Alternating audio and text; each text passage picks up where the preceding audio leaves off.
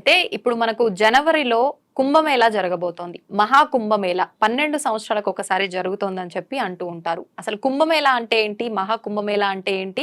అసలు ఈ కుంభమేళా ఎప్పటి నుంచి ప్రారంభమైంది? దీనికి మూలం ఎక్కడ ఉంది? ఇలాంటి మరిన్ని విషయాలు ఇప్పుడు స్వామీజీతో మాట్లాడి తెలుసుకునే ప్రయత్నం చేద్దాం. ప్రస్తుతం మనతో పాటు ఉన్నారు శ్రీ స్వామి సిద్ధయోగి గారు. ఇప్పుడు స్వామీజీతో మాట్లాడి కుంభమేళాకు సంబంధించిన మన సందేహాలన్నింటినీ, మనకు తెలియని విషయాలన్నింటినీ వారితో మాట్లాడి తెలుసుకునే ప్రయత్నం అయితే చేద్దాం. నమస్కారం స్వామీజీ. జయ గురుదత్త. స్వామీజీ, మహాకుంభమేళా అంట జనవరిలో రాబోతోంది అని చెప్పి వింటున్నాం. కొంతమంది కుంభమేళా అంటున్నారు. అసలు ఏంటి ఇప్పుడు రాబోయేది? కుంభమేళానా, మహాకుంభమేళానా? రెండిటికి మధ్య అసలు వ్యత్యాసం ఏమైనా ఉంటుందా? ఇది ఖచ్చితంగా తెలుసుకోవాలి. ఇది మహా కుంభమేళా సమయం. ఇది ఇప్పుడు తెలుసుకుంటే ప్రజలందరూ కూడా సిద్ధంగా ఉంటారు. అవును. ఓం రత్నాకరాం ధౌతపధాం హిమాలయ కిరీటినిం బ్రహ్మరాజ ఋషిరత్నాఢ్యాం వందే భారత మాతరం. భారత్ మాతాకి జై. జై. సనాతన హిందూ ధర్మానికి జై. జై. చాలా చక్కటి అమ్మ. ఈ కుంభమేళా గురించి మనం తెలుసుకుందాం.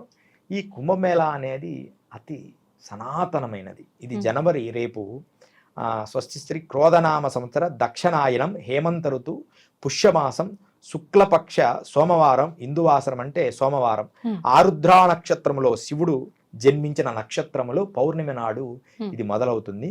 ఇది 13వ తారీఖు నుంచి, జనవరి 13వ తారీఖు నుంచి మొదలవుతుంది సాయి స్థానం. తర్వాత 14 సాయి స్థానం. ఇక్కడి నుంచి ఈ కుంభమేళా జరుగుతుంది. ఎన్ని రోజుల పాటు స్వామీజీ? ఇది దగ్గర దగ్గర 45 రోజులు జరుగుతుంది.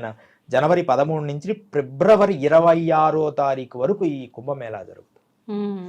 ఇది చాలా చాలా పురాతనమైనది. దాని గురించి మనము ఈ మధ్యకాలంలో నేను ఋగ్వేదం ఇదంతా చూస్తున్నప్పుడు ఋగ్వేదంలో దీని శ్లోకం ఇది ఒక శ్లోకం ఇచ్చారు కుంభమేళలో. ఋగ్వేదం అంటే మనకు 4 వేదాలు: ఋగ్వేదం, యజుర్వేదం, సామవేదం, అథర్వణ వేదం. అయితే అన్నిటల్లో ప్రాచీనమైనది. ఇప్పుడు అమెరికన్ యూనివర్సిటీలు కానీ, ప్రతి యూనివర్సిటీ కానీ, విదేశాల వాళ్ళు స్టడీ చేసేది ఋగ్వేదమే. ఋగ్వేదములో ఎన్ని అద్భుతాలు ఉన్నాయి. ఈ విమానాలు, చిన్న చిన్న రహస్యాలు, భరద్వాజ మహర్షి సాధించిన సాధనలు, ఇష్టి శాస్త్రాలు, ఋగ్వేదంలో చాలా రహస్యాలు ఉంటాయి. అలాంటి రహస్యాల్లోనే ఈ ఋగ్వేదం అనేది సనాతనమైన ఋగ్వేదములో మనకి ఋగ్వేదం 10వ మండలం 85వ అధ్యాయంలో 7వ శ్లోకములో ఒక విషయాన్ని చెప్పారు. దాన్ని ఏమనంటే, జగానవృతం స్వదిత్రనే వరురోజు పురే అధరత్న సింధూన చిబేదగిరి నవభిన్న కుంభభాగదింద్రో అక్రూణత స్వయమిగ్భిః అని రాస్తున్నారు. అర్థం ఏంటి స్వామి? అంటే జగానవృతం అంటే ఈ అరణ్యాన్ని ఒక గొడ్డలి, మంచి పరుషంగా మంచి శక్తివంతమైన ఒక గొడ్డలి అరణ్యాన్ని కూకటి వేళ్లతో కొట్టేటప్పుడు మెత్తగా కొమ్మలు ఎలా తెగిపోతాయో, తర్వాత పచ్చికొండ వర్షం పడి ఎలా కరిగిపోతుందో, మనుషుల పాపాలు అలా పోతాయంట ఈ కుంభస్థానం వల్ల. కుంభస్థానం వల్ల జగానవృతం. ఈ జనాలలో పాపాలు ఎన్నో చేస్తాం కదా, ఎంత గొప్పదంటే ఈ కుంభ. దీని గురించి ఎన్నెన్నో విషయాలు ఉన్నాయి. 1,00,000 సార్లు గంగా నదిలో స్నానం చేసిన ఫలితం కుంభలో వస్తుంది. 1,00,00,000 సార్లు అశ్వమేధ యాగాలు చేసిన ఫలితం వస్తుంది. జస్ట్ కుంభమేళాలో త్రికాలము స్నానం చేయాలి. ఇది మన తులసీదాసు కూడా చెప్పాడు. తులసీదాసు కదా రామచరిత మానసము, హనుమాన్ చాలీసా చేస్తాం. ఆ స్వామి వారు స్వయంగా చెప్పారు, కుంభమేళలో స్నానం చేస్తే మనకి ఈ జన్మాంతర కర్మల పాపాలు కూడా త్రికాలము చెయ్యాలి. ఆయన పాటల్లో చెప్పాడు, తులసీదాస్ పాటల్లో. త్రికాలము చేస్తే 3 సార్లు చేయాలి ఒక రోజు వెళ్ళినప్పుడు. అలా చేస్తేనట జన్మల పాపాలు పోతాయట. కుంభమేళా అంటే అలాంటిది. ఇది సనాతనమైనది. ఇది ఎంత సనాతనమైనదంటే ఇక ఋగ్వేదములోనే చెప్పారు. దాని తర్వాత దీని గురించి పెద్ద పెద్ద సైంటిస్టులు చెప్పారు. మనోళ్ళు ఋషులు చెప్పినారంటే నమ్మరు. భరద్వాజుడు చెప్పాడు, విశ్వామిత్రుడు చెప్పాడంటే నమ్మరు. శాస్త్రమేది, ప్రమాణమేది అంటారు. నువ్వు హిమాలయాల్లోకి వెళ్ళావా, ప్రమాణమేది అంటారు. ప్రమాణాలు ఉంటేనే కొన్ని నమ్ముతున్నారు ఈ ప్రపంచం. యథార్థాన్ని మనం తెలుసుకోవాలి. క్రీస్తు శకం అంటాం కదా, ఈ శకములో 302వ శకములో గ్రీకు తత్వవేత్త మెగస్తనీస్ అని ఒక ఆయన ఉన్నాడు. మెగస్తనీస్ 302లో శకములో మెగస్తనీస్ అనే తన ఆత్మకథలో రాసుకున్నాడు. ఒక్కసారి మేము చూస్తే, ఆ కుంభలో స్నానం చేసిన తర్వాత భారతీయ సనాతన ధర్మమే గొప్పది అన్నాడు. పుట్టి కుంభలో స్నానం చేసినందుకే తనకున్న కర్మలన్నీ పోయి తన హాయిగా అయిపోయినట, చాలా ప్రశాంతంగా. ఎప్పుడు శకములో 302లో క్రీస్తు శకం అంటారు దాన్ని. మన శాలివాహన శకము, ఈ మన శకాలయ్యి, ఈ క్రీస్తు అనేది మన మధ్యలో పుట్టింది ఈ పదం. రెండవది మరలా అదే టైంలో 299వ శకములో పాహీన్ అనే ఒక ఆయన యాత్రికుడు, అంటే ప్రపంచ యాత్రికుడు రాశాడు తన లైఫ్ లో, నేను కుంభలో పోవడం వల్ల నాలో ఉన్న కుంచితమైన ద్వేషభావ జాలాలు పోయాయి అని ఆయన ఆత్మకథలో రాసుకున్నాడు. ఆయనతో ఆగల ఇంకొక ఆయన అద్భుతమైన యాత్రికుడు 629వ శకంలో ఆయన రాశాడు. ఆయన ఉబాన్ సంఘ్ అని భూటాన్ దేశము, అన్ని దేశాల నుంచి, అప్పుడు అన్ని అఖండ భారతం కదా, ఆయన ఆత్మకథలో రాశాడు, కుంభమేళా స్నానం ఒక్కటి చూడగలిగితే మన ఆత్మ చైతన్యంలో కలిసిపోద్ది అని రాశాడు. అంటే ఉట్టి కుంభలో స్నానం చేస్తేనే, అంటే ఏ దృష్టితో చూస్తున్నావో దాన్ని బట్టి. నువ్వు భౌతికంగా కోరుకున్నావు అనుకో, భౌతికమే. ధనాన్ని కోరుకుంటే ధనమే, చైతన్యాన్ని కోరుకుంటే చైతన్యమే, యోగుల్ని చూస్తే యోగులే. నువ్వు దేన్ని పొందుతావో అది తీసుకొని రావాలి. ఒక చిన్న కథ ఉంది, చిన్నది అన్న. ఒక సూపర్ మార్కెట్లో మనకు ఏదైనా అన్ని ఉంటాయి, దాంట్లో మనం కుక్కను పంపించామనుకో, దాంట్లోకి నీకు కావాల్సింది తెచ్చుకోమని, ఒక 4 బిస్కెట్ ప్యాకెట్లు తిని 2 బిస్కెట్ ప్యాకెట్లు బయటికి తెచ్చుకుంటాయి.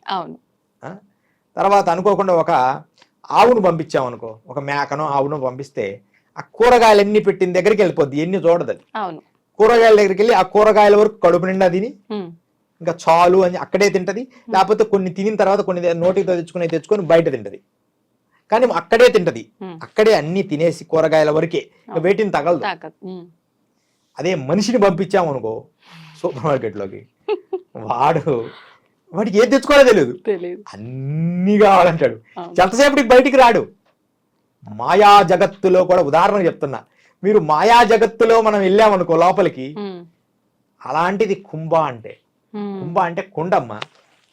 కుండలో నువ్వు మజ్జిగ పోసుకుంటావా, అమృతాన్ని పోసుకుంటావా, కళ్ళు పోసుకుంటావా, తాగకూడని పోసుకుంటావా, దాంట్లో అమృతమైన పాత్రగా మలుచుకుంటావా, ఆ కుంభని యోగంగా తలంచి నీ అమృత ధారను కురిపిస్తావా. కుంభ అంటే అమృతంతో నిండిన కుండ అని అర్థం.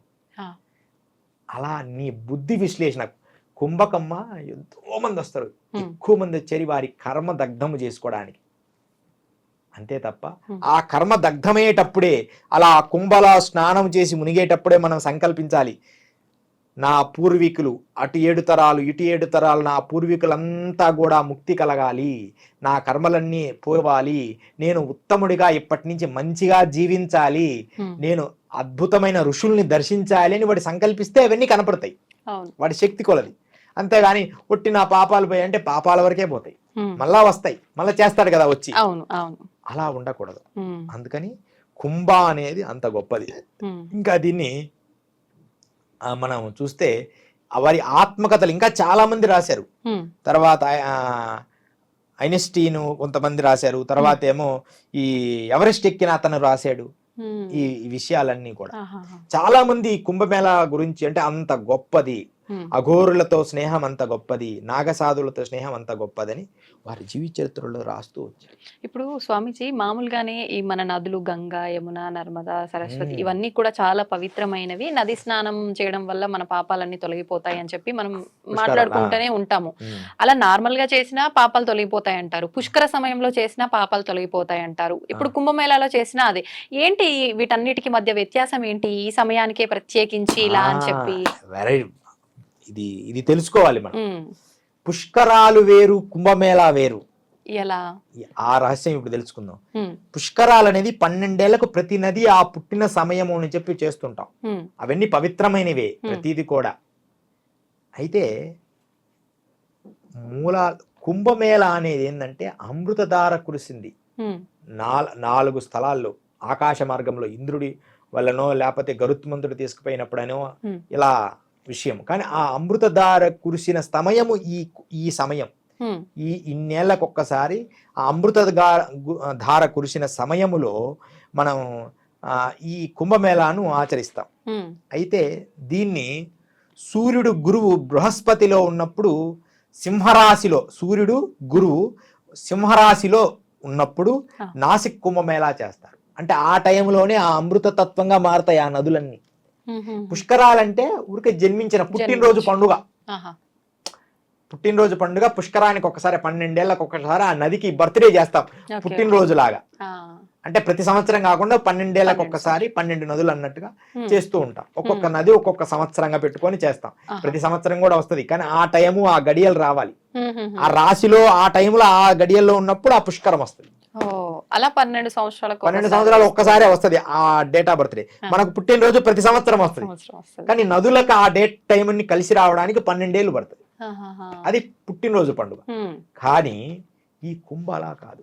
ఈ కుంభ అనేది అమృతధార పడిన సమయాన్ని బట్టి 4 స్థలాల్లో పడిందమ్మా. అది ఉజ్జయిని ఒకటి, నాసిక్ ఒకటి, హరిద్వార్ ఒకటి, ప్రయాగరాజు ఒకటి, ఉజ్జయిని ఒకటి, 4.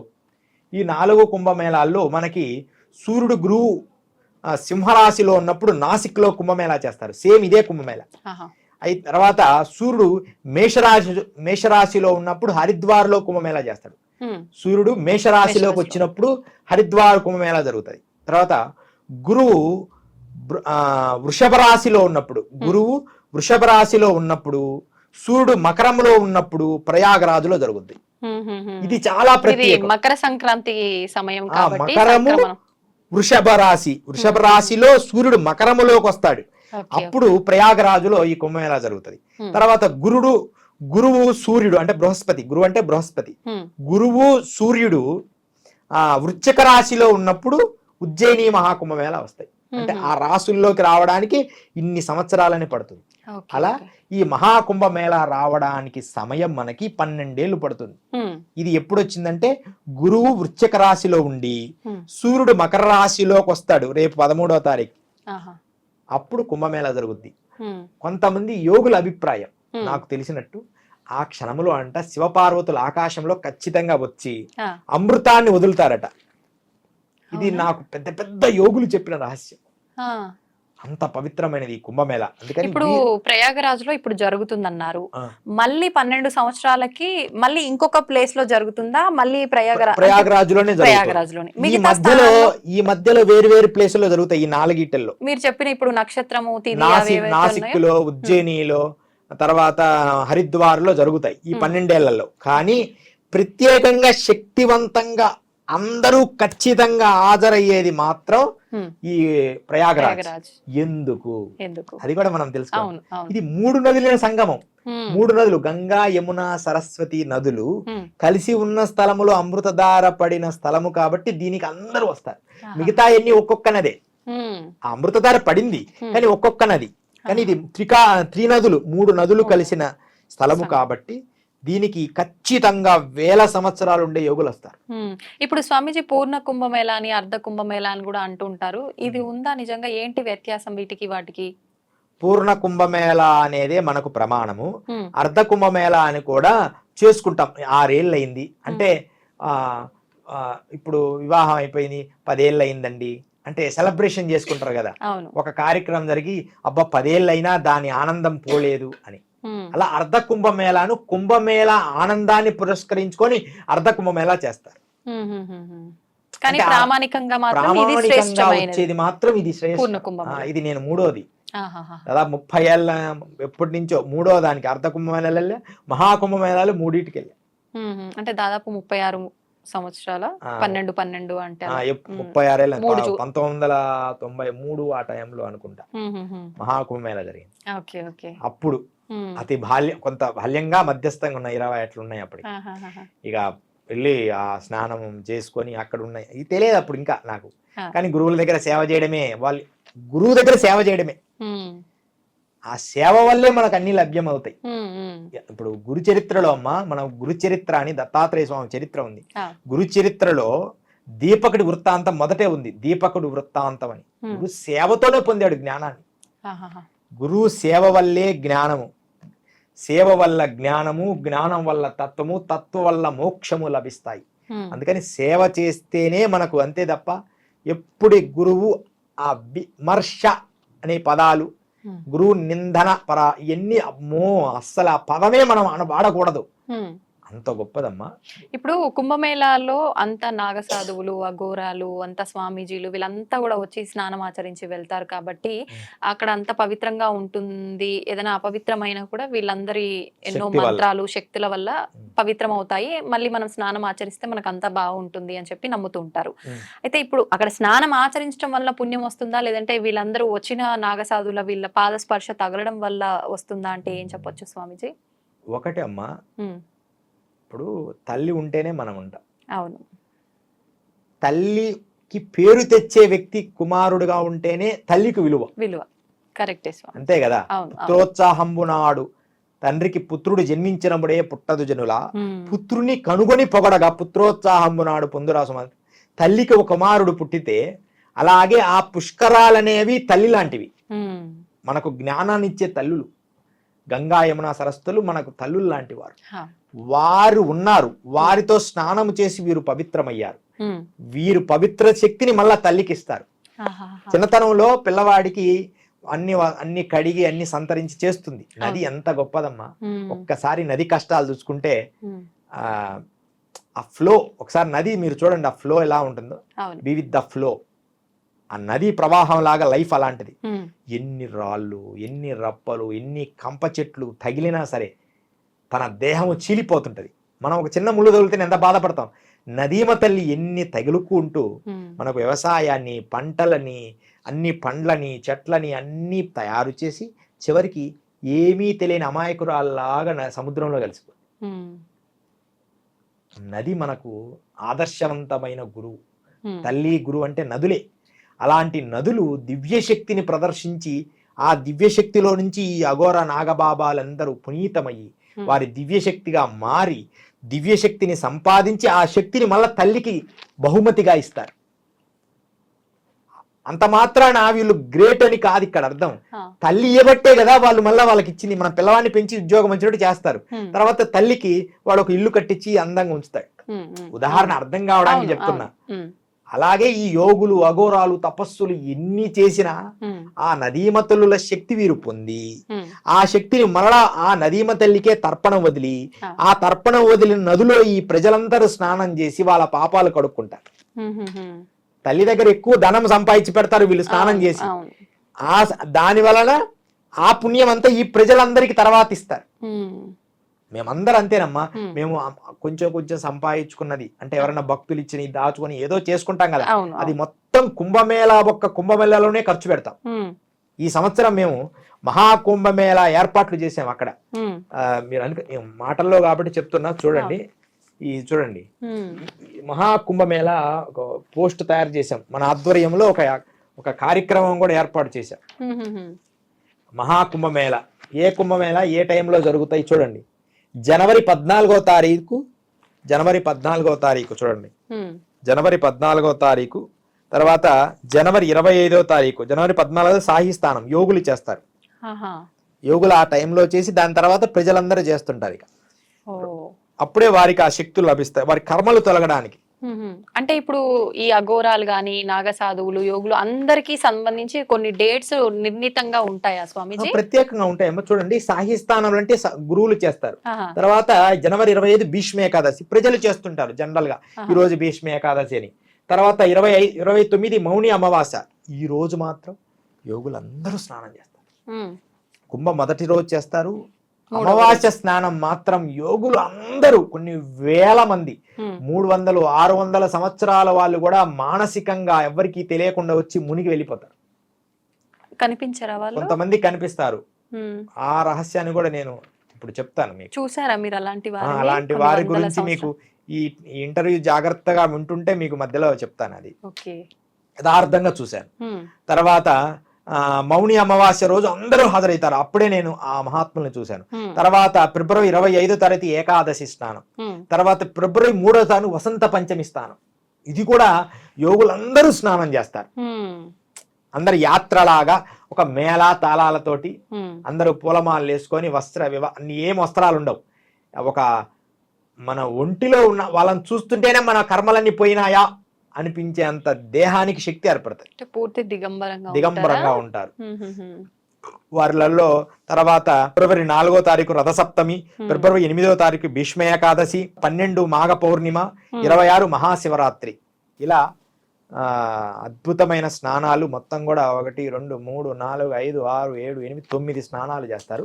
వీటిల్లో ముఖ్యమైనవి 5 అంటారు. వాటిల్లో అతి ముఖ్యమైనది సాహి స్థానాలు. అంటే 14వ తారీఖు, 29వ తారీఖు, 3వ తారీఖు, తర్వాత శివరాత్రి 26వ తారీఖు. ఈ 4 రోజులు యోగులందరూ చేస్తారు. వాటిలో అమావాస్య రోజు ఇంకా ఎక్కువ మంది చేస్తారు. ఇప్పుడు ఈ రోజుల్లో నార్మల్ పీపుల్ వచ్చి స్నానాలు చేయడానికి కానీ రావడానికి కానీ లేదా ఉంటుందా? రావచ్చు. అయితే ఆ రోజు 4 కోట్ల మంది స్నానం చేస్తారు. 4 కోట్ల మంది. మనం స్నానం చేయాల్సిన పనిలే, వాళ్ళల్లో ఉంటే వాళ్ళే నెట్టుకుపోయి నీళ్ళలో పోతాం, మళ్ళీ వాళ్ళతో నెట్టుకుంటూ బయటకు వచ్చేస్తాం.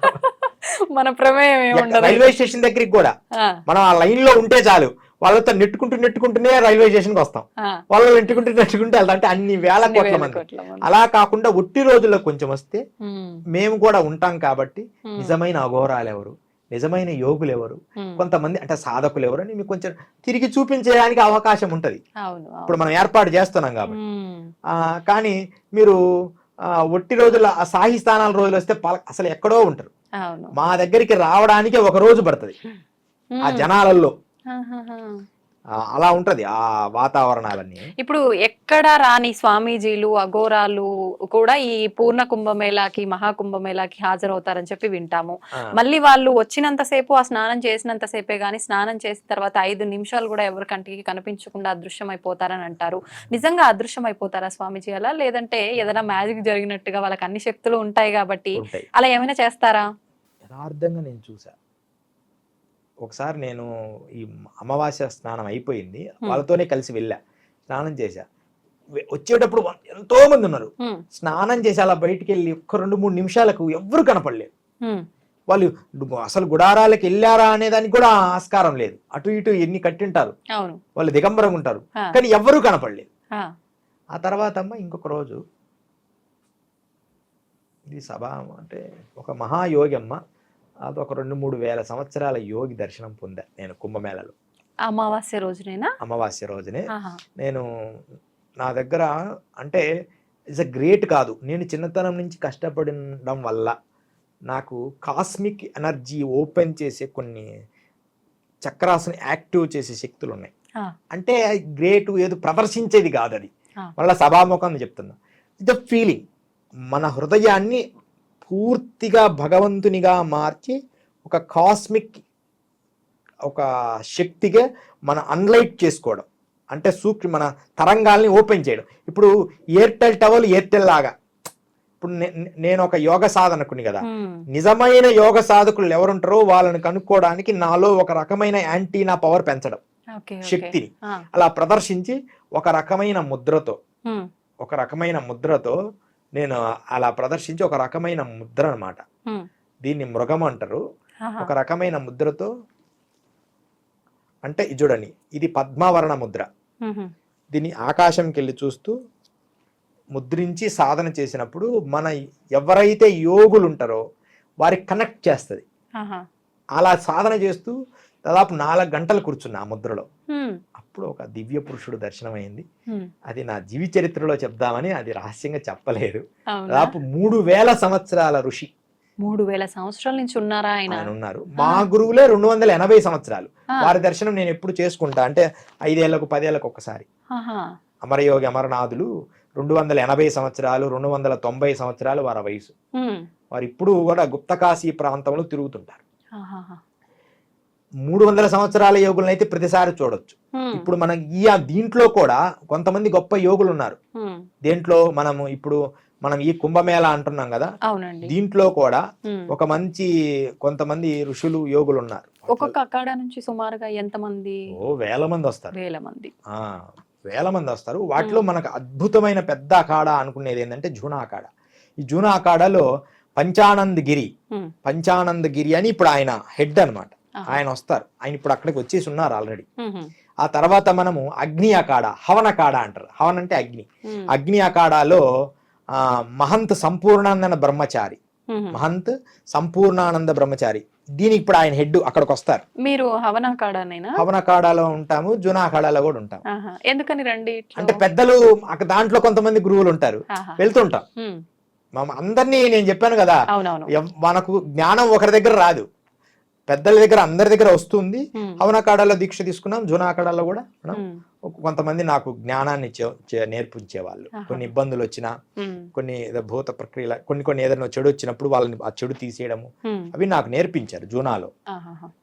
ఆ తర్వాత కంప్యూటర్ బాబా అని ఒక ఆయన ఉన్నాడు, మధ్యప్రదేశ్ నుంచి వస్తాడు. ఆయన పేరు కంప్యూటర్ బాబా. ఎందుకని అలా కంప్యూటర్ పెట్టుకొని ఉంటాడు ఆయన. కానీ ఆయన మహా పెద్ద అధికారి, అంటే పెద్ద అఖాడాల్లో ఒక మంచి అఖాడా. ఆయన కూడా వస్తారు. తర్వాత ఇక కిన్నెర అఖాడా. ఇప్పుడు మనం ఒక ఆయన గురించి మాట్లాడుకున్నాం కదా, అఘోర గురించి. ఈయన కాదండి నా అఖాడా నా కాదా ఉన్నారు. కిన్నెర అఖాడా అని ట్రాన్స్జెండర్ కి ఒక అఖాడా ఉంది. అందులో మొత్తం ట్రాన్స్జెండర్స్, ఓన్లీ ట్రాన్స్జెండర్సే ఉంటారు. కిన్నెర అఖాడా. దానికి లక్ష్మీనారాయణ త్రిపాఠి అని ఒక లేడీ అఘోరి ఉన్నారు. అంటే లేడీ జెన్ గా ట్రాన్స్జెండర్ సకోడ్ ట్రాన్స్జెండర్ కి కిన్నెర అఖాడా అని ఒక అఖాడా ఉంది. దానికి ఈమె హెడ్. ఈమె ఆల్రెడీ వచ్చారు, ఈమె వస్తారు అక్కడికి. ఆ తర్వాత మఖాన్ బాబా, ఈయన గురించి మనం తెలుసుకోవాలి. ఈయన కూడా వస్తారు. మనం కుంభమేళాలో కొంచెం సమయం ఉంటే ఈయన అఖాడా ఎక్కడుందో చూసుకొని వెళ్ళాలి. మఖాన్ బాబా వారు మహంత్ రామకృష్ణానందాస్ త్యాగిజీ మహారాజ్ అంటారు. ఈయన 1975 నుంచి దాదాపు ఇప్పుడు 44 ఏళ్ళు వచ్చింది. ఆయన భూమి మీద అడుగు పెట్టడు, నేలపై అడుగు పెట్టడు. ఆయన ఎప్పుడు ఎదురు కర్రల మీద పైనే ఉంటారు. ఆయన మోసుకొస్తారు ఎదురు కర్రల మీద. ఎప్పుడు ఆయన మన హిమాలయ యోగి లాగా. ఎందుకనట్లా? ఎవరు ఆయన హిమాలయ యోగి? హిమాలయాల్లో కూడా కొంతమంది యోగులు ఉండేవాళ్ళు. అంటే ఆయన అలా ఉండిపోయాడు, భూమి మీద అడుగు పెట్టలే. ఆ మహానుభావుల్లాగా ఎప్పుడు కూడా భూమి మీద అడుగు పెట్టకుండా 44 సంవత్సరాల నుంచి మఖాన్ బాబా వారు కూడా ఉన్నారు. ఇది మనకు తెలిసిన పేర్లు. తెలియని యోగులు వేల కోట్ల మంది వస్తారు. దాదాపు నాకు తెలిసిన వరకు వేలల్లోనే ఉంటారు మహాసిద్ధ పురుషులు ఈ అఖాడాల్లో నుంచి. ఇంకొకటమ్మా, ఈ అఖాడాల్లో, ఈ 13 అఖాడాల్లో ఒక బ్యాంక్ కూడా ఉంటది, డబ్బుల బ్యాంక్. అందరికి ఈ బ్యాంక్ ఎందుకండి అని అడుగుతారు. ఒక బ్యాంక్ ఉంటది. ఆ బ్యాంక్ అనేది అందరూ అంటారు, దాని పేరు రామ్నామ్ బ్యాంక్. ఈ బ్యాంకులో డబ్బులు ఇయ్యరు, డబ్బులు తీసుకోరు, కానీ బ్యాంక్. ఏం బ్యాంక్ అంటే ఇది ఒక తెలుసుకోవాలి. రామనామం 108 సార్లు రాస్తే దాంట్లో తీసుకుంటారు. బ్యాంకులో మనకు పర్మిషన్ ఇస్తారు. రామనామాన్ని 108 సార్లు రాస్తే ఆ బ్యాంకులో వాళ్ళు కూడా పెడుతుంటారు. మనం ఆ బ్యాంకులో సభ్యత్వం తీసుకుంటే మనం పంపిస్తుంటాలి రామనామం రాసి. ఎన్ని రామనామం రాశారు, మీ ధనం ఎంత ఉందని ఆ బ్యాంకులో పెట్టుకుంటారు. బ్యాంకు లాగా అదే అందరు మనం పేర్లు అన్ని రాసిస్తే ఈ బ్యాంకులో ఉంటుంది. ఈ కుంభమేళా గురించమ్మా స్కాంద పురాణంలో రాశారు. స్కాంద పురాణంలో అమృతము ఖచ్చితంగా పడుతుంది, కుంభమేళాలో స్నానం చేస్తే అమృతము తాగినట్టే అని రాశారు స్కాంద పురాణంలో. పురాణాల్లో అష్టాదశ పురాణాలు, దూరాస పురాణంలో రాశారు, పద్మ పురాణంలో రాశారు, మత్స్య పురాణంలో రాశారు ఈ కుంభమేళా గురించే. ఇలా కుంభమేళా అనేది మహా అద్భుతమైంది. కార్తీక మాసం స్నానం 1000 స్నానాలు చేసిన ఫలితం ఈ కుంభమేళాలో వస్తుంది. ఎన్నో అశ్వమేధ యాగాలు చేసిన ఫలితం ఈ కుంభమేళాలో వస్తుంది. ఇక ఇది అది అని కాదు, మనకు ఋగ్వేదం చెప్పింది కదా, ఇందాక చెప్పాను. అట్లా అపారమైనది ఈ కుంభమేళా. అందుకని ఈ కుంభమేళాలు అందరూ సందర్శించి వారి వారి స్థాయిని బట్టి సందర్శించి ఈ కుంభమేళాలో ధరించండి. అయితే మనం ఇందాక ఒకటి చెప్పుకున్నాం. కుంభమేళాలో మనము జనవరి 14వ తారీఖు, తర్వాత జనవరి 25వ తారీఖు, జనవరి 29వ తారీఖు, ఫిబ్రవరి 25వ తారీఖు, ఫిబ్రవరి 3వ తారీఖు, ఫిబ్రవరి 4వ తారీఖు, ఫిబ్రవరి 8వ తారీఖు, ఫిబ్రవరి 12వ తారీఖు, ఫిబ్రవరి 26వ తారీఖు. ఇక్కడితో మహాశివరాత్రి మనకు కుంభమేళా యాత్రలని పూర్తయితాయి. మేము ఈ కుంభమేళాలో పూర్తిగా అక్కడే ఉంటాం. మమ్మల్ని కూడా కుంభమేళా సందర్శించవచ్చు. దానికి సంబంధించి స్వామి సిద్ధయోగి అని మనం టైప్ చేస్తే దానికి సంబంధించి దాంట్లో ఉంటుంది. కుంభమేళాలో మీరు అందరూ కూడా అక్కడికి వచ్చి వీలైతే మమ్మల్ని కలవచ్చు. అక్కడ కుంభమేళాలో భక్తులు ఎవరైనా వారికి వీలైనంత వరకు మాకు కాంటాక్ట్ చేసి వస్తే మేము వాళ్ళకు ఉండడానికి ప్రసాదం ఏదైనా పెట్టడం పంపించడం చేస్తాం.